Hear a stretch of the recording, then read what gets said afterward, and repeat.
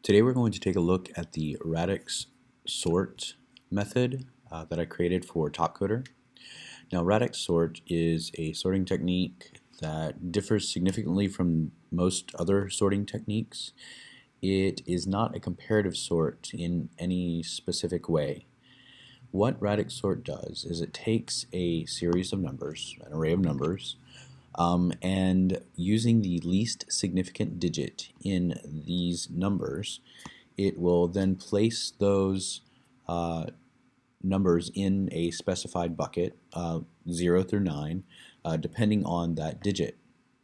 Once it puts all the numbers into those specified buckets, it will then take each of those buckets and add them to a temporary array in the order that they went into the bucket.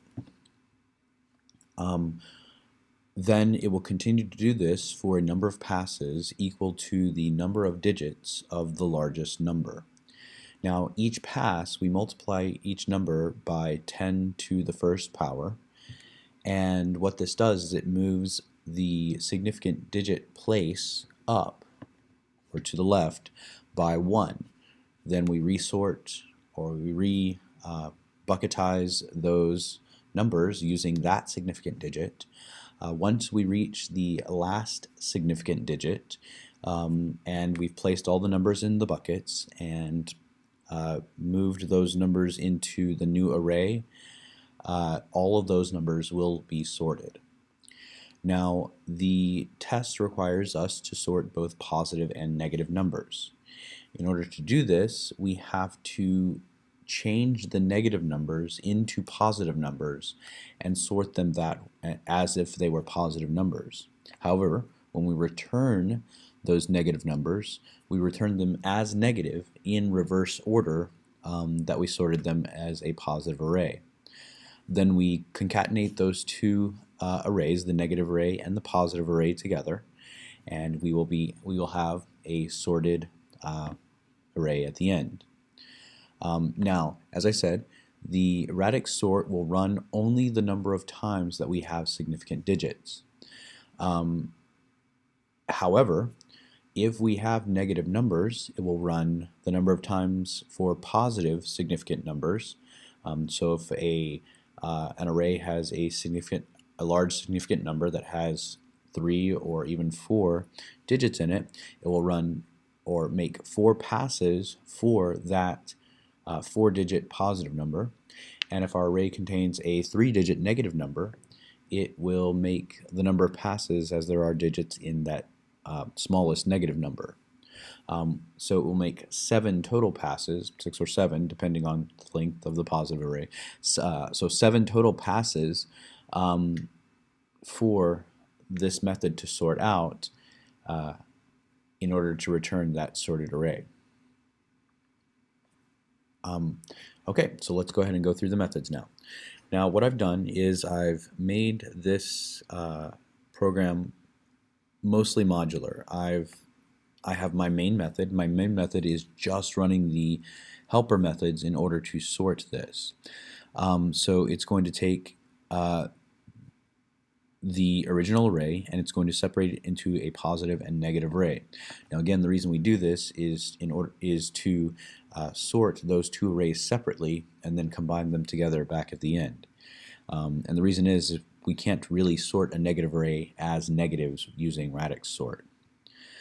Okay, then we sort the positive array, and we'll go over the sorting method in a minute, and we sort the negative array. Now this negative array has a little bit extra added to it, again because we have to make the negative numbers positive before we can sort them. Then we sort that negative array, and we'll talk about the negative sort method below, which is basically just using the same sort method, but again it's dealing with negatives, and it returns it in reverse order. Then we concatenate those two arrays and return those sorted arrays.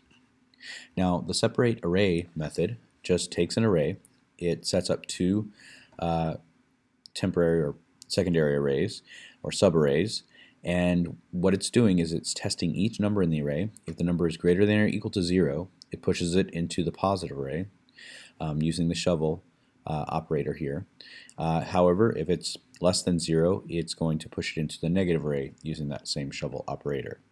Then it's going to return an array of the two arrays. In order to return multiple items in Ruby, we have to return them as an array. Okay, and then once those arrays are returned, it fills these variables at the top, positive and negative. Okay, so as I said before, in order for the negative numbers to be sorted appropriately, we first must make them positive numbers. So all I've done here is create a proc that just takes in an array of numbers, and this is going to be that negative array, and it maps those numbers to their opposites, and then returns it. Now we have to determine the number of passes based on the largest digit.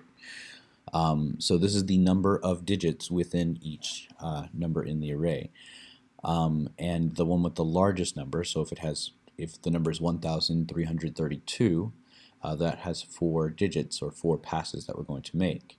And again, if we have numbers in the negative array, we have to take those into account as well. So if we have negative 324, then we have 3 digits or 3 passes in that negative array. Okay. It's going to return 0 if an array is empty. Again, we don't want to make passes over an empty array. That'd be a waste of time. And then if it's not 0, it's going to say if the array max is 0, we're going to return or make 1 pass. However, if it's not 0, we're going to take the logarithmic root of this, the array max. We're going to turn it into an integer because the logarithmic root returns a float, and we're going to add 1 to it. And that will be the total number of passes that we need to make over the array in order to place the items in sorted order. Then we have our Radix sort method. Now all this does is it sets the passes equal to the pass count of the array that's being passed in. Remember, we have 2 arrays that are being passed in, both the positive and negative. And so when we sort those, we'll have 2 separate pass counts. Then we're going to iterate over that array passes times. And in each of those passes, we're going to create a bucket array of 10 buckets, 10 empty arrays of arrays. And over that array that we've passed in, then we're going to iterate, and the digit is going to be that significant digit. So if we're in the ones place now, that digit that we're looking at is in the ones place. And remember, we're counting by passes, so if we're in pass 0, or pass 1, sorry, then we are going to be in the ones place. If we're in pass 2, we're going to be in the tens place, 3, hundreds place, 4, thousands place, etc. And we do this by just finding that number, the modulus of the number, or we putting in a bucket, so by finding the modulus of the number raised by those powers. If the number doesn't return a number, or if the number doesn't have a number in that significant array, so let's say we're running on pass 2 and we're looking at the number 7, there is no significant digit in that tens place. So what we're going to do then is put it into the 0 bucket, which will of course make that a smaller number than the rest of the numbers when we flatten or move those arrays into that temporary array. Then we're going to take the bucket digit, which is going to be 0 through 9. We're going to add to that bucket, or concatenate to that bucket, an array of whatever that number was when it came in. Then, when we are done placing all the numbers in buckets according to their significant array, we are going to flatten that array. And flattening basically is just making it into a new array. So I'm saving a little bit of space here by flattening the bucket array into just one larger array. That way I don't have to take those extra steps of iterating over those buckets again and placing them into a temporary array. The flatten method does that for me by removing all of those separate arrays into one larger array. Once it's finished making all of the passes, again, if it's 3 significant digits, once it makes 3 passes, it will actually have a sorted array because of the placement of each of those numbers in the bucket, and then flattening or returning those numbers in the order that they went into the buckets. Once I've done that, then I return the array, and that will be my sorted array. Now, the next helper method is just that negative sort helper method. Again, negative numbers require something a little bit special.